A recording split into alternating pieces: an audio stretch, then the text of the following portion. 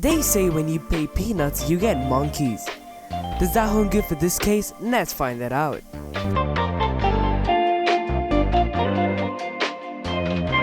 Covering up the basics of the timer, the QJ timer costs 949 rupees on Cubelelo.com, and it is available in 3 colors, namely black, white and green transparent.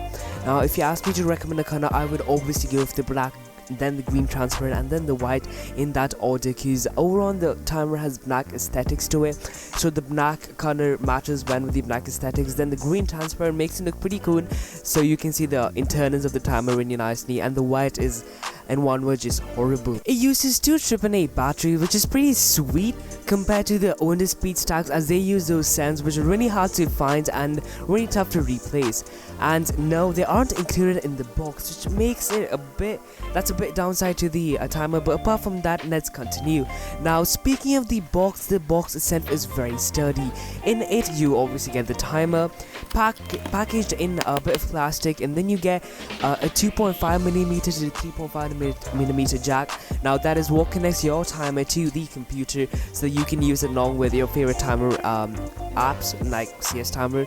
And coming to the weight of the timer, it weighs a little bit under 190 grams at 188 grams, and that should not really matter to you because it's a timer, and it should just not matter to you because you're keeping it down and you're using it. With that out of the way, let's talk more about the timer. Now the working of the timer is pretty simple.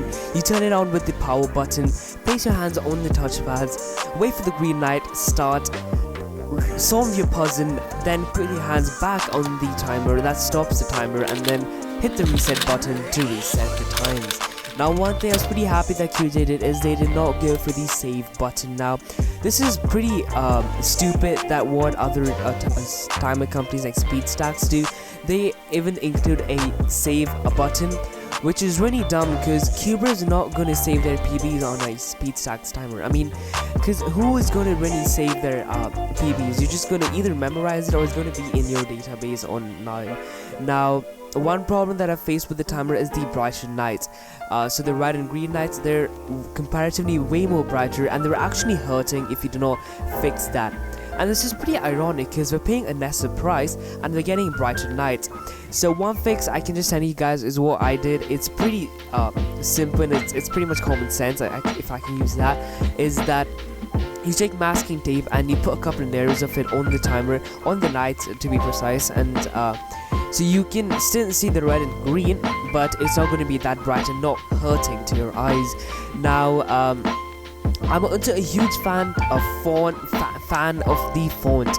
Now because I'm not a huge fan of the Yuxin font. It's pretty rounded and like it looks very weird. The Speedstacks font, however, is pretty nice, but the QJ timer is really simple and minimalistic font that they adapted. Now another problem I have with the timer is the fact that the display is really less bright, and it's not on that bright. So if you guys have seen, when I'm taking shots of the timer, I have a lot of light coming in onto the timer, which is why the displays were even more less bright. But however, with normal lighting conditions like this one, you can still see the times pretty nicely.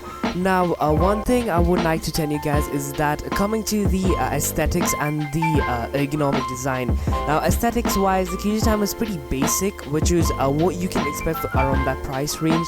And coming to the ergonomic design, no, the design is not on ergonomic. It's super simple and minimalistic, and that's the way I can describe the design.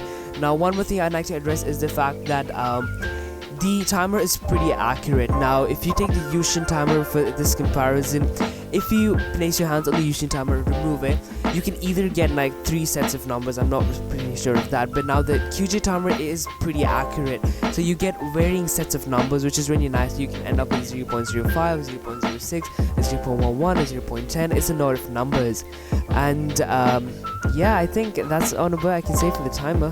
Overall, if you're looking for a timer, I highly recommend you guys pick this one up. Now here are my reasons why. Because I don't think it's pretty necessary to pay around 2,000 rupees for a Speedstacks, and paying around 1,500 to 1,700 for a Yuxin timer is also really dumb.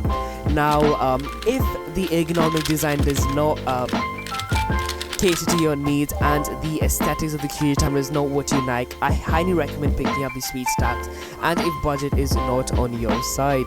So another thing is, apart from the brighter nights, I think the QJ timer is a very nice timer, and it's one of the sweetest timer because you're paying a bit less than 1,000 rupees and it is absolutely amazing. Now with that, it's sad to say that we come to the end of the review. I hope you enjoyed the review, guys. If you liked the video, leave a like. If you're only done to subscribe, smash the bell for the notifications, and as always, thank you guys for watching. I am the Rockkeeper and I'm signing out. Bye.